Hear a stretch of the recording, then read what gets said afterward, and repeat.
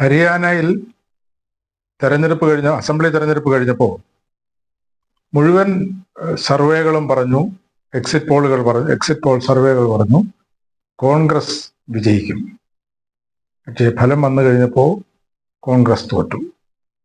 മഹാരാഷ്ട്രയിൽ സർവേകൾ പരസ്പര വിരുദ്ധമായിട്ട് പറഞ്ഞു. ഭൂരിഭാഗം സർവേകൾ ബി ജെ പിക്ക് നേരിയ ഭൂരിപക്ഷം, ബി ജെ പി നേതൃത്വം കൊടുക്കുന്ന മുന്നണിക്ക്. മറ്റ് ചില സർവേകൾ പറഞ്ഞു കോൺഗ്രസ് നേതൃത്വം കൊടുക്കുന്ന മുന്നണിക്ക് നേരിയ ഭൂരിപക്ഷം. പക്ഷേ ഫലം വന്നപ്പോൾ ബി ജെ പിക്ക് ഭൂരിപക്ഷം മാത്രമല്ല, മഹാവികാസ് അഘാഡി കോൺഗ്രസ് ശിവസേന NCP സഖ്യം കേവലം 50 സീറ്റിൽ ഒതുങ്ങേണ്ടി വന്നു. ജനങ്ങളുടെ അഭിപ്രായം കുറേയൊക്കെ കേട്ട് നടത്തുന്ന സർവേകൾ, അതായത് ജനാഭിപ്രായം എന്ത് എന്ന് മനസ്സിലാക്കി പറയുന്ന കാര്യങ്ങൾ, രാഷ്ട്രീയ നിരീക്ഷകർ പറയുന്ന അഭിപ്രായങ്ങൾ, അത് അട്ടിമറിക്കുന്ന തരത്തിലേക്ക് തെരഞ്ഞെടുപ്പ് വിജയങ്ങൾ മാറുന്നു ഇന്ത്യയിൽ പല സംസ്ഥാനങ്ങളിലും. ഇതെന്തുകൊണ്ടുണ്ടാകുന്നു? ഭാരത് ജോഡോ യാത്ര കൊണ്ട്, ജനവികാരം അനുകൂലമാക്കിയത് കൊണ്ട് തെരഞ്ഞെടുപ്പിൽ ജയിക്കാം എന്ന് രാഹുൽ ഗാന്ധി കരുതുന്നുവെങ്കിൽ അദ്ദേഹത്തിന് തെറ്റുപറ്റിയിരിക്കുന്നു എന്ന് നമുക്ക് അനുമാനിക്കേണ്ടി വരും. നമുക്ക് അക്കാര്യത്തെ സംബന്ധിച്ച് ഒന്ന് പരിശോധിക്കാം. മഹാരാഷ്ട്രയിലെ തെരഞ്ഞെടുപ്പ്, മഹാരാഷ്ട്രയിലെ തെരഞ്ഞെടുപ്പ് അത് EVM ഹാക്ക് ചെയ്തുകൊണ്ടാണ് എന്ന് പല ആളുകളും സൂചിപ്പിക്കുന്നു. പക്ഷേ EVM ഹാക്ക് ചെയ്യേണ്ട കാര്യം BJPക്കില്ല എന്നാണ് എൻ്റെ ഒരു അഭിപ്രായം. കാരണം അവര് എൻറ്റയർ സിസ്റ്റത്തെ പൂർണ്ണമായും ഹാക്ക് ചെയ്തിരിക്കുന്നു, ഹൈജാക്ക് ചെയ്തിരിക്കുകയാണ്. മീഡിയ, പോലീസ്, കേന്ദ്ര ഏജൻസികൾ, അതുപോലെ തന്നെ കോടതികൾ, ഇലക്ഷൻ കമ്മീഷൻ, ഈ സിസ്റ്റത്തെ പൂർണ്ണമായും ഹൈജാക്ക് ചെയ്തിരിക്കുന്നു BJP. അവർക്ക് EVMനെ ഹൈജാക്ക് ചെയ്യേണ്ട ഒരു കാര്യവും ഇല്ല. മഹാരാഷ്ട്രയിലെ തെരഞ്ഞെടുപ്പ്, അതിനെ സംബന്ധിച്ച് എന്തുകൊണ്ട് ഈ പോളിംഗ് അവസാനിച്ചതിന് ശേഷം 7.83% വോട്ട് അധികമായി വന്നു. 5 ലക്ഷം വോട്ടല്ല അധികമായി വന്നത്, പോസ്റ്റൽ വോട്ട് മാത്രമല്ല. പോൾ ചെയ്തതിന് ശേഷം 7.83% വോട്ട് അധികമായി വന്നത് ഇലക്ഷൻ കമ്മീഷണർ രാജീവ് കുമാർ ഈ സിസ്റ്റത്തെ BJPയുടെ മടിയിൽ കൊണ്ട് കെട്ടി എന്നതിൻ്റെ തെളിവായിട്ട് പറയുന്നെങ്കിൽ അതിനെ ആർക്കും കുറ്റം പറയാൻ കഴിയുമോ എന്ന് നിങ്ങൾ ആലോചിക്കണം. ഇത് തന്നെയായിരുന്നു ഹരിയാനയിലെയും വോട്ടിംഗ് പാറ്റേൺ. അതുകൊണ്ടും ആയില്ലല്ലോ. ഈ ഷിൻഡെ ഗവൺമെന്റിനെ നിലനിർത്തുന്നതിൽ, അതായത് ഡബിൾ എഞ്ചിൻ ഗവൺമെന്റ് ഉള്ളിടത്ത് മാത്രമാണ് ഈ സിസ്റ്റത്തെ പൂർണ്ണമായും ഹൈജാക്ക് ചെയ്യാൻ BJP കഴിയുക. ഏക്നാഥ് ഷിൻഡെ, മഹാരാഷ്ട്രയിലെ മുഖ്യമന്ത്രി, അദ്ദേഹം ശിവസേനയുടെ അംഗമായിരുന്നു. ശിവസേനയിൽ ഉദ്ധവ് താക്കറെ നേതാവായ ശിവസേനയിൽ നിന്ന് MLA-മാരെ അടർത്തിയെടുത്ത് കൂറുമാറി. അതിനെതിരെ പാർട്ടി വിപ്പ് നൽകി. പാർട്ടിയാണ് വിപ്പ് നൽകിയത്. ആ വിപ്പ് പാലിച്ചില്ല. ആ ചീഫ് വിപ്പ് ഡിസ്ക്വാളിഫിക്കേഷൻ നോട്ടീസ് അയച്ചു. ആ ഡിസ്ക്വാളിഫിക്കേഷൻ നോട്ടീസിനെ സംബന്ധിച്ച് കോടതിയിൽ വന്നു കഴിഞ്ഞപ്പോൾ കോടതി ഒരു തീരുമാനമെടുത്തില്ല. കോടതി തീരുമാനമെടുക്കാതെ ഏക്നാഥ് ഷിൻഡെ മുഖ്യമന്ത്രിയായി സത്യപ്രതിജ്ഞ ചെയ്യുന്നു. മുഖ്യമന്ത്രിയായി സത്യപ്രതിജ്ഞ ചെയ്തതിനു ശേഷം പുതിയ സ്പീക്കറായി നർവേക്കർ എന്ന BJPക്കാരനെ കൊണ്ടുവരുന്നു. ഈ കേസ് വേണ്ട സമയത്ത് കേട്ടിരുന്നുവെങ്കിൽ, തീരുമാനമെടുത്തിരുന്നുവെങ്കിൽ, അതിന് ജസ്റ്റിസ് YV ചന്ദ്രചൂഡ് തയ്യാറായിരുന്നെങ്കിൽ ഏക്നാഥ് ഷിൻഡെയ്ക്ക് മുഖ്യമന്ത്രിയായി തുടരാൻ അനുവാദം ഉണ്ടാകുമായിരുന്നില്ല. പക്ഷേ ഇവിടെ ഏക്നാഥ് ഷിൻഡെ മുഖ്യമന്ത്രിയായി എന്ന് മാത്രമല്ല, അദ്ദേഹം ഡിസ്ക്വാളിഫിക്കേഷൻ നോട്ടീസ് നേരിട്ട ആളാണ് എന്ന് മാത്രമല്ല, ഈ ജസ്റ്റിസ് ചന്ദ്രചൂഡിന്റെ നിഷ്ക്രിയത്വമോ തീരുമാനമെടുക്കാതെ ഈ കേസ് നീട്ടിക്കൊണ്ടുപോയതോ, അതിനുശേഷം ഇലക്ഷൻ കമ്മീഷണറും ഹോഷിയാരി എന്ന ഗവർണറും പുതിയതായി തെരഞ്ഞെടുക്കപ്പെട്ട BJPക്കാരൻ നർവേക്കർ എന്ന സ്പീക്കറും ഡിസ്ക്വാളിഫൈ ചെയ്ത MLA-മാർ ഡിസ്ക്വാളിഫൈഡ് അല്ല എന്ന് തീരുമാനത്തിൽ ഉറച്ചു നിന്ന് മുന്നോട്ട് പോയതിന്റെ തെളിവാണ് ഏക്നാഥ് ഷിൻഡെ മുഖ്യമന്ത്രിയായി തുടർന്നത്. ഈ കേസ് കോടതിയിൽ വന്നു, തീരുമാനം എടുത്തില്ല. സ്പീക്കർ ഡിസ്ക്വാളിഫിക്കേഷൻ നോട്ടീസിനെ സംബന്ധിച്ച് തീരുമാനമെടുക്കാനുള്ള സ്പീക്കറെ കോടതി അനുവദിക്കുന്നു. ആരാണ് സ്പീക്കർ? നർവേക്കർ. എന്താണ് സ്പീക്കറുടെ തീരുമാനം? ഒരു ഡിസ്ക്വാളിഫിക്കേഷനും ഇല്ല.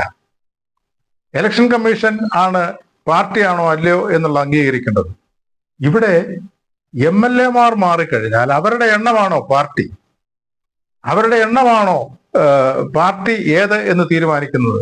പക്ഷെ ഇവിടെ പാർട്ടി ഷിൻഡെ പക്ഷമാണ് പാർട്ടി എന്ന് തീരുമാനിച്ചത് നർവേക്കർ എന്ന സ്പീക്കറും ഹോഷിയാരി എന്ന ഗവർണറും. അതിന് ചിഹ്നം അലോട്ട് ചെയ്തത്, അവർക്ക് ചിഹ്നം അലോട്ട് ചെയ്തത് ഇലക്ഷൻ കമ്മീഷണറുമാണ്. ചിഹ്നം യഥാർത്ഥത്തിൽ പാർട്ടിക്കാണ് ചിഹ്നം കൊടുത്തത്. ഏക്നാഥ് ഷിൻഡെയ്ക്ക് ശിവസേനയുടെ ചിഹ്നം കൊടുത്തത് പാർട്ടിയാണ്. ആ പാർട്ടി വിപ്പ് കൊടുത്തിട്ട് അത് പാലിക്കാതെ ഡിസ്ക്വാളിഫിക്കേഷൻ നോട്ടീസ് വന്നു കഴിഞ്ഞപ്പോൾ അതിനെ മാനിക്കാതെ ഇലക്ഷൻ കമ്മീഷണറും അസംബ്ലി സ്പീക്കറും ഗവർണറും തീരുമാനമെടുത്തുവെങ്കിൽ അതിന് എല്ലാ തരത്തിലുമുള്ള സംരക്ഷണം ജസ്റ്റിസ് YV ചന്ദ്രചൂഡ് അന്ന് കോടതിയിൽ നിന്ന് കൊടുത്തു എന്നുള്ളത് കൊണ്ടാണ് ഈ കാര്യങ്ങൾ എല്ലാം നടന്നത് എന്ന കാര്യത്തിൽ ഒരു തർക്കവും ആർക്കും വേണ്ട. ഇലക്ഷൻ കമ്മീഷൻ ഹരിയാനയോടൊപ്പം ഇവിടെ തെരഞ്ഞെടുപ്പ് നടത്തേണ്ടതല്ലേ? ഹരിയാനയിൽ തെരഞ്ഞെടുപ്പ് നടത്തുന്ന അതേ തീയതിയിൽ എന്തുകൊണ്ട് ഇവിടെ തെരഞ്ഞെടുപ്പ് നടന്നില്ല? അങ്ങനെ തെരഞ്ഞെടുപ്പ് നടന്നിരുന്നെങ്കിൽ പുതിയ ഒരു ലഡ്കി ബഹൻ സ്കീം അനുസരിച്ച് മഹാരാഷ്ട്രയിലെ ഇടത്തരക്കാരും സാധാരണക്കാരുമായ വനിതകളുടെ അക്കൗണ്ടിലേക്ക് 1200 രൂപ കൊടുക്കുന്നതിന്, അവർക്ക് നൽകുന്നതിന് ഷിൻഡെ ഗവൺമെന്റിന് അനുമതി ലഭിക്കുമായിരുന്നില്ല. ഇത് മാത്രമല്ല, ഈ ഇലക്ഷൻ മഹാരാഷ്ട്രയിലെ തെരഞ്ഞെടുപ്പ് പ്രഖ്യാപിച്ചതിന്റെ തൊട്ട് തലേ ദിവസം ബോംബെയിലെ ടോൾ ബൂത്തുകൾ മുഴുവൻ ഇല്ലാതായി. ബോംബെയിലെ ടോൾ ബൂത്തുകൾ ഇല്ലാതാക്കിയതിന്റെ തൊട്ടടുത്ത ദിവസം election commissioner Rajiv Kumar election തീയതി പ്രഖ്യാപിക്കണമെങ്കിൽ ഇവർ തമ്മിലുള്ള ബന്ധം എന്ത് എന്നുള്ളതിനെ സംബന്ധിച്ച് എവിടെയെങ്കിലും നമുക്ക് സംശയം ഉന്നയിക്കേണ്ട കാര്യമുണ്ടോ? അതെല്ലാവർക്കും വളരെ വ്യക്തമല്ലേ? അപ്പോൾ ഒരു സിസ്റ്റമാണിത്. ആ സിസ്റ്റത്തെ പൂർണ്ണമായും BJPക്ക് വേണ്ടി നിലനിർത്തിയിരിക്കുകയാണ്. ഇത് വിജയിക്കുമ്പോൾ മാത്രം ഇലക്ഷൻ കമ്മീഷനെ സംബന്ധിച്ച്, തെരഞ്ഞെടുപ്പിനെ കാര്യങ്ങളെ സംബന്ധിച്ച് പറയുന്നു എന്നാണെങ്കിൽ അങ്ങനെയല്ലല്ലോ. മഹാരാഷ്ട്രയിൽ എന്താണ് നടന്നതെന്നുള്ളതിനെ സംബന്ധിച്ച് ശിവസേന ഉദ്ധവ് താക്കറെ വിഭാഗത്തിന്റെ നേതാവ് സഞ്ജയ് റാവത്ത് വളരെ വ്യക്തമായി തെളിവുകളും സഹിതം കൃത്യമായി ഇക്കാര്യത്തെ സംബന്ധിച്ച് പറയുന്നുണ്ട്. ഇതിനോടൊപ്പം ചേർത്ത് വായിക്കേണ്ട മറ്റൊന്നുണ്ട്. മഹാരാഷ്ട്രയിലെ തെരഞ്ഞെടുപ്പ്, പാർലമെന്റ് തെരഞ്ഞെടുപ്പിൽ കേന്ദ്രത്തിന് അനുകൂലമാണ് മഹാരാഷ്ട്രയിലെ ജനങ്ങളെങ്കിൽ പാർലമെന്റ് തെരഞ്ഞെടുപ്പിൽ ആ ആനുകൂല്യം ലഭിക്കേണ്ടതല്ലേ? 4 മാസം മുമ്പ് നടന്ന പാർലമെന്റ് തെരഞ്ഞെടുപ്പിൽ 4 മാസം മുമ്പ് നടന്ന പാർലമെന്റ് തെരഞ്ഞെടുപ്പിൽ BJPയുടെ വിജയം 9 സീറ്റുകളിൽ മാത്രമാണ്. 9 സീറ്റുകളിൽ മാത്രമാണ്. അവരുടെ സ്ട്രൈക്ക് റേറ്റ് 32%. 4 മാസങ്ങൾക്ക് ശേഷം BJP മത്സരിച്ച സീറ്റുകളിൽ ഭൂരിഭാഗവും തൂത്തുവാരുന്നു.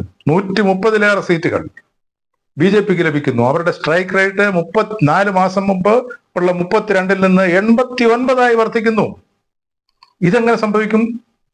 മോദിക്കും അമിത്ഷായ്ക്കും അനുകൂലമായിരുന്നെങ്കിൽ പാർലമെന്റ് തെരഞ്ഞെടുപ്പിൽ അത് പ്രതിഫലിക്കണ്ടേ? അത് പാർലമെന്റ് തെരഞ്ഞെടുപ്പിൽ പ്രതിഫലിക്കാതെ ഈ തെരഞ്ഞെടുപ്പിലാണ് വരുന്നതെങ്കിൽ ന്യായമായും എവിടെയോ എന്തോ അപകടം ഉണ്ടായി എന്നുള്ളതിനെ സംബന്ധിച്ച് ഉള്ള ഒരു സൂചനയാണിത്. ഇത് തന്നെയാണ് UP-യിൽ സംഭവിച്ചത്. UP-യിൽ 9 സീറ്റുകളിൽ ഉപതെരഞ്ഞെടുപ്പ് നടന്നു. പാർലമെന്റ് തെരഞ്ഞെടുപ്പിൽ അഖിലേഷ് യാദവിന്റെ പാർട്ടിക്ക് പൂർണ്ണമായും വിജയമുണ്ടായ ഒരു മേഖല, ആ മേഖലയിലെ തെരഞ്ഞെടുപ്പിൽ ഇപ്പോൾ തെരഞ്ഞെടുപ്പ് നടന്നു കഴിഞ്ഞപ്പോൾ BJPക്ക് അനുകൂലമായിട്ടാണ് രണ്ടൊഴികെ ബാക്കി മുഴുവൻ സീറ്റുകളിലും BJP ജയിക്കുന്നു. അതിനെ സംബന്ധിച്ച് അഖിലേഷ് യാദവ് കൃത്യമായി വ്യക്തമായി സൂചന നൽകുന്നുണ്ട്. അതുകൊണ്ടാണ് ഞാൻ പറഞ്ഞത്, ജയിക്കാൻ രാഹുൽ ഗാന്ധിക്ക് മറ്റു മാർഗങ്ങൾ തേടേണ്ടി വരുന്നു. ജനപിന്തുണ ഒന്നുകൊണ്ട് മാത്രം ഇന്ത്യയിലെ തെരഞ്ഞെടുപ്പുകൾ ഇനിയുള്ള കാലത്ത് ജയിക്കാൻ സാധിക്കില്ല എന്നതിന്റെ ഉത്തമ ദൃഷ്ടാന്തമാണ് ഈ കാര്യങ്ങളിൽ ഈ സംസ്ഥാനങ്ങളിലൊക്കെ നടക്കുന്നത്. ഹേമന്ത് സോറൻ ജാർഖണ്ഡിൽ വിജയിച്ചതിനെ സംബന്ധിച്ച് എന്തുകൊണ്ട് പരാതി ബോധിപ്പിക്കുന്നില്ല എന്നാണെങ്കിൽ അവിടെ ഡബിൾ എഞ്ചിൻ ഗവൺമെന്റ് ഇല്ല. കർണാടകത്തിൽ ഡബിൾ എഞ്ചിൻ ഗവൺമെന്റ് ഇല്ല. ബംഗാളിൽ ഡബിൾ എഞ്ചിൻ ഗവൺമെന്റ് ഇല്ല. ഡബിൾ എഞ്ചിൻ ഗവൺമെന്റ് ഉള്ളിടത്ത് മാത്രമാണ് ഇത്രമാത്രം എല്ലാ സിസ്റ്റത്തെയും എല്ലാ സംവിധാനത്തെയും BJPക്ക് അട്ടിമറിക്കാൻ സൗകര്യം ഉണ്ടാകുന്നത് എന്നത് വളരെ വ്യക്തമായി നമുക്ക് മനസ്സിലാക്കാൻ കഴിയും. അതുകൊണ്ട് തന്നെ ജനാധിപത്യ പ്രക്രിയയിൽ തെരഞ്ഞെടുപ്പിൽ വിജയിക്കുന്നതിന് ഈ സിസ്റ്റത്തെ ആകമാനം BJPയുടെ കയ്യിൽ ഉരുക്ക് കോട്ടകൾ സൃഷ്ടിച്ച് ഇരിക്കുകയാണ് എന്നുള്ള ബോധ്യത്തോടു കൂടി ആ ഉരുക്ക് കോട്ട ഭേദിക്കുന്നതിനുള്ള മാർഗത്തെക്കുറിച്ച് ആലോചിക്കാതെ രാഹുൽ ഗാന്ധിക്കോ കോൺഗ്രസിനോ മറ്റ് പാർട്ടികൾക്കോ ഇനിയും ഇന്ത്യയിൽ ജയിക്കാൻ കഴിയില്ല എന്ന യാഥാർത്ഥ്യം നമ്മൾ ഉൾക്കൊണ്ടേ മതിയാകും.